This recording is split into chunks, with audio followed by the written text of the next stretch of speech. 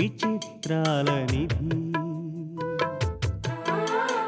ఓ విధి విచిత్రాల నిధి వింత కథల సారథి ఆశ నిరాశల వారధి నిరంకుశ నిర్ణయాల నిర్దయవానిధి ఓ విధి విచిత్రాల నిధి ఓ విధి విచిత్రాల నిధి.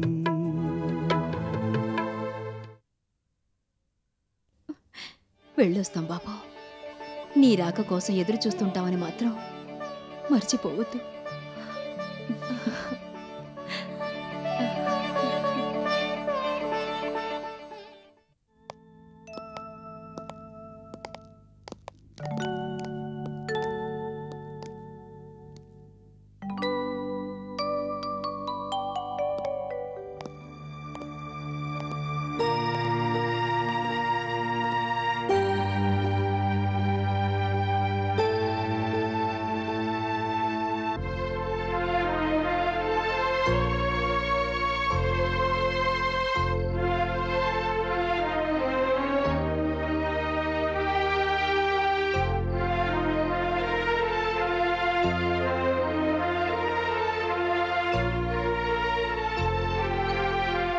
పేరుకి పెద్దలు నేనే అయినా ఈ పెళ్లికి అసలు సిస్సలు పెద్దలు వీరే బాబు. వీళ్ళు సంధ్య వాళ్ళమ్మను చిన్నప్పటి నుంచి సాకి సందడించిన వారు, ఎన్నో విషయాల్లో సాయం చేసిన వారు, అన్ని విధాలా కావలసిన వారు. మా ఊరి పెద్దలు వీరు. ముందు వీరి పాదాలకు నమస్కరించండి.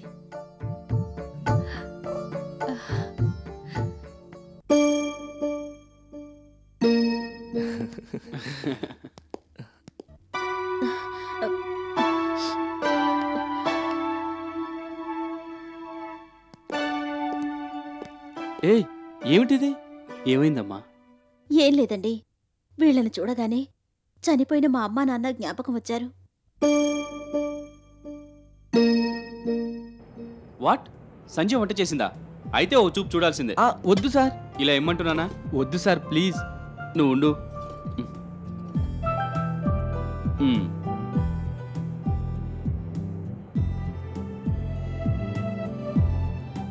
వండర్ఫుల్. అంత బాగుందా సార్?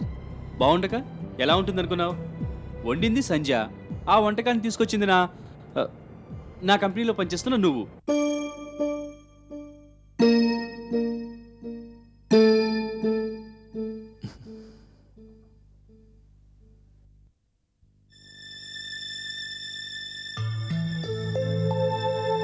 సంధ్య, మీకు నా మీద కోపంగా ఉంది కదూ? దేనికి? మీకు అబద్ధాలు చెప్పాను, పేదింటి అమ్మాయిని నాటకం ఆడాను, ఇంకా చాలా చేశాను. ఇవన్నీ నా మరదలు నా మీద ప్రేమతో చేసిందే తప్ప నన్ను మోసం చేయడానికి కాదే.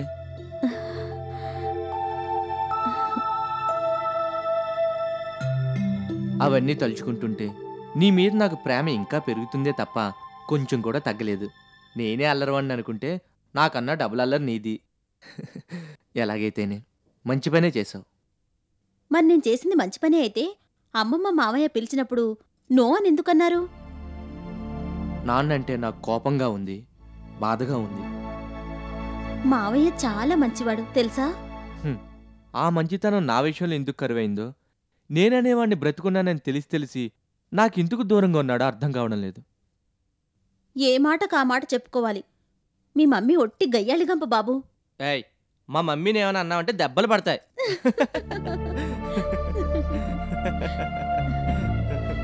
బాబు వినోద్, నీకు నిజానిజాలు తెలిసిపోయాయి కాబట్టి నేనిప్పుడు మామూలు సీతారామయ్యగానే మాట్లాడుతున్నాను బాబు. నాకు సంజికి మీరెప్పటికీ తాతయ్యే తాతగారు. అది నా అదృష్టం అనుకుంటాను నాయన. మీ రెండు కుటుంబాలు ఒకటి కావలసిన తరుణం వచ్చింది. పెద్దల ఆశీస్సులతో మీరు సుఖంగా పిల్లాపాపలతో హాయిగా ఉండాలి నాయన. మీ నాన్నగారి మాటను మన్నించు, మీ నాన్నమ్మగారి విజ్ఞాపన ఆలకించు, వాళ్లను క్షమించి.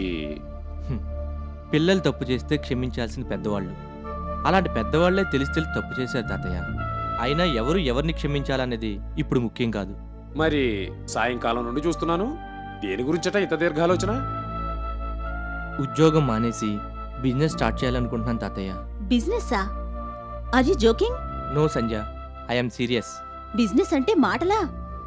బిజినెస్ అంటే మాటలు కాదు, బోల్డ్ అంత పెట్టుబడి కావాలి. నిజమే. అప్పు చేద్దాం, బ్యాంక్స్ని అప్రోచ్ అవుదాం, ఫైనాన్షియర్స్ని కలుద్దాం. డబ్బు దొరకదా? అంత అవసరం ఏముంది నాయనా? మీ అమ్మమ్మనో నాన్నమ్మనో అడిగితే సరి. వాళ్ళెవరిని సాయం చేయమని అడగను. నా సొంత ప్రయత్నంతో నేను బిజినెస్ మొదలు పెడతాను.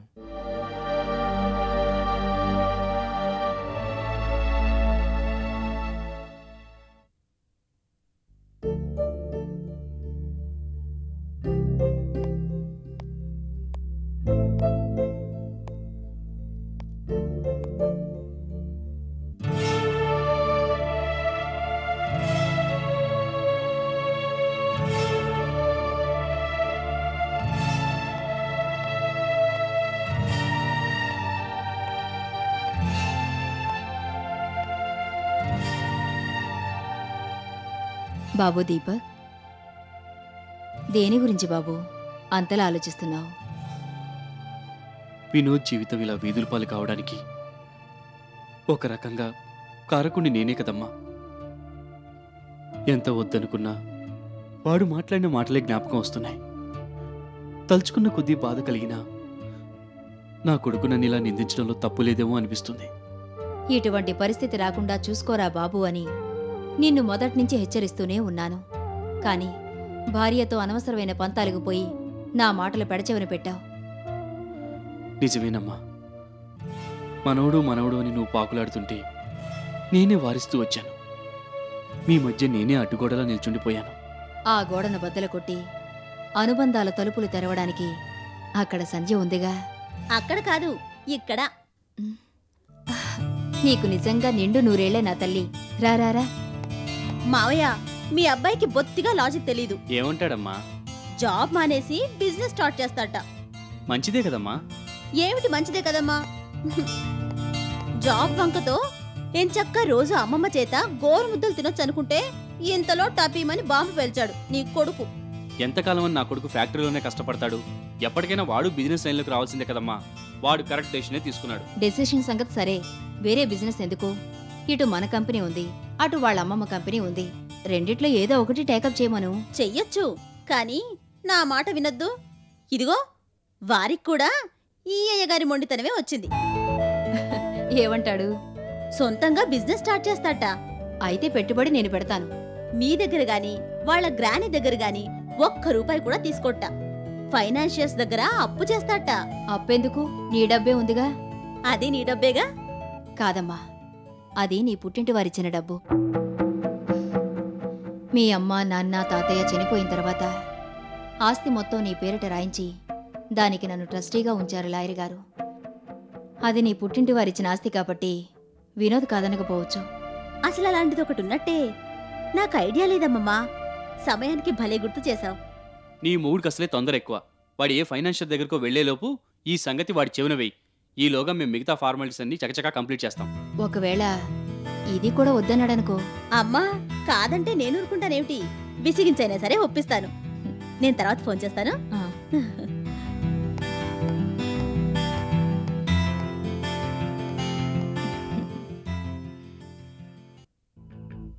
రోజీ కంపెనీని కుప్పకూల్చేందుకు గిరి సన్నాహాలు చేస్తున్నట్టే లక్ష్మీదేవి వ్యాపారాన్ని నేలమట్టం చేసేందుకు నువ్వు యాక్టివ్ రోల్ తీసుకోవాలి రాజు.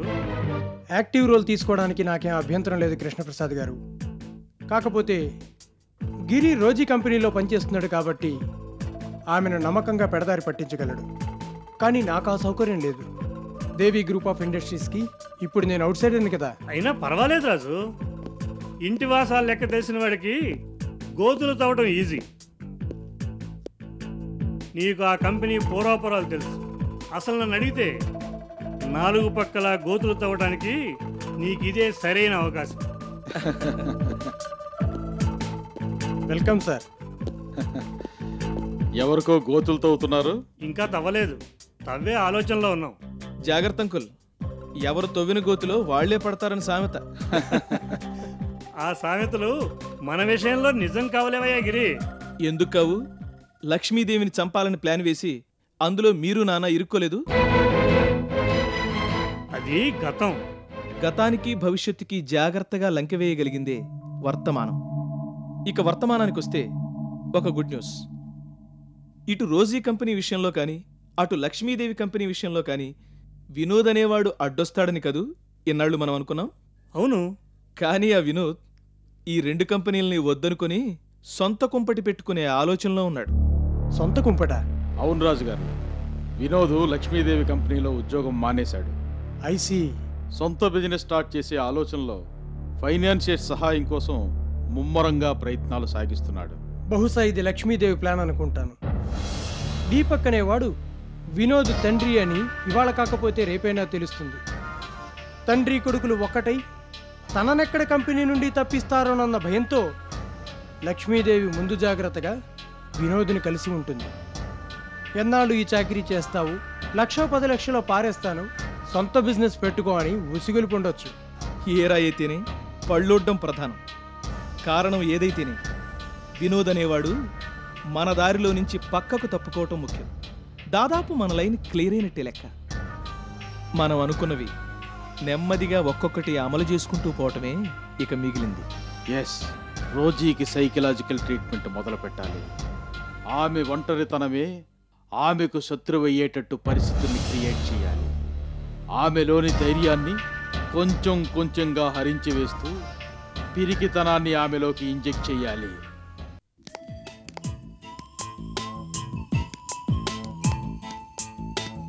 ఐడియా, రెడీమేడ్ గార్మెంట్స్ బిజినెస్ పెడితే ఏం సంజ?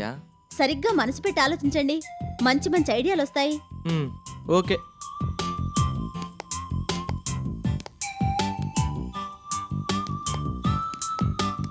ఓ పని చేస్తే చెప్పండి తాతయ్య. పెద్ద హాల్ నిండా కుర్చీల నిండా జనం, వేదిక మీద నాటకం, బయట వేలకు వేలు సంపాదన. అర్థం కావడం లేదు తాతయ్య, కాస్తంత వివరంగా చెప్పు. మంచి కళామందిరాన్ని ఒకదాన్ని స్థాపిస్తాం.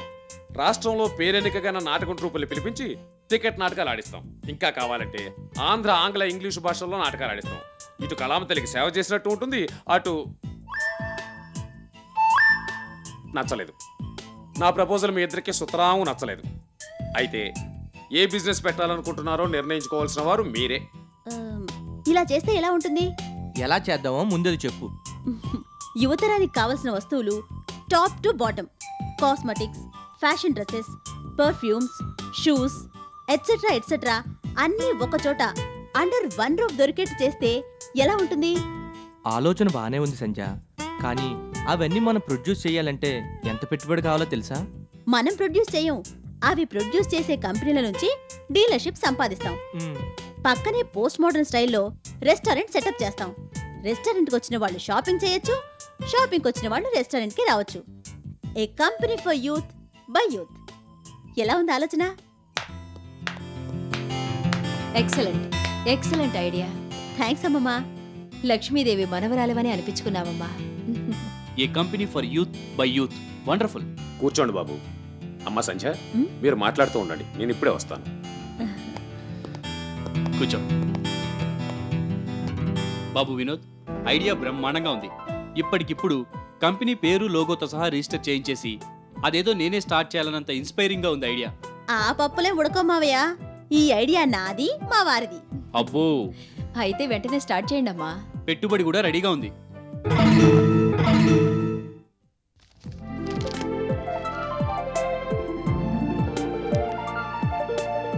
అమ్మా సంధ్య, ఇది నీ పుట్టింటి వారి ఆస్తి. నిజానికి ఇది ఆస్తి కాదు. ఆ లోకం నుంచి మీ అమ్మా నాన్నలు అనురాగంతో నీకు పంపిన ఆశీస్సులు. కాదనకుండా తీసుకోమ్మా.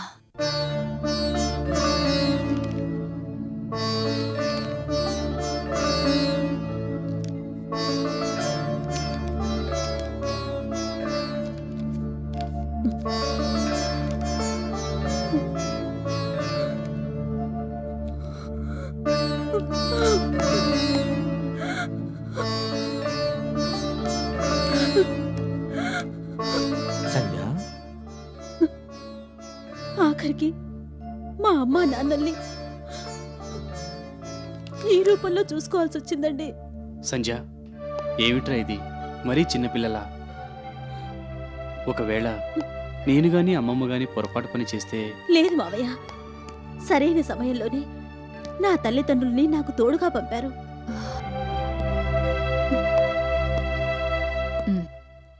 ఉద్యోగం కారణంగానో వ్యాపారం కారణంగానో తల్లిదండ్రులు ఎంతో మంది పిల్లలకు దూరంగా ఉంటారు.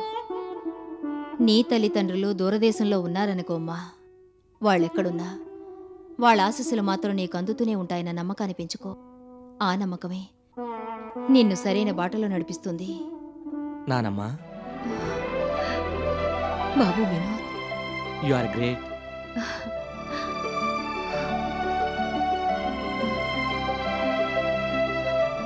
నువ్వు నాన్న అని పిలిచే పిలుపు కోసం ఎదురు చూస్తున్నాడు బాబు మీ నాన్న.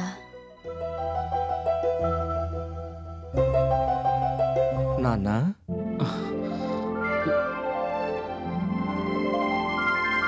థ్యాంక్స్. డబ్బుదే ఉంది వినోద్, ఎన్ని రకాలుగానైనా పోగు చేయొచ్చు. కానీ అటు మీ అమ్మమ్మని ఇటు నన్ను నాన్నమ్మని కూడా కాదని నీ కాళ్ళ మీద నువ్వు నిలబడాలని చూస్తున్నావు చూడు, దట్ ఈస్ గ్రేట్. ఇటువంటి దీక్ష పట్టుదల అందరికీ రావు బాబు. త్వరలో బిజినెస్ ప్రారంభించు. My blessings are with you. అలాగే నానమ్మా.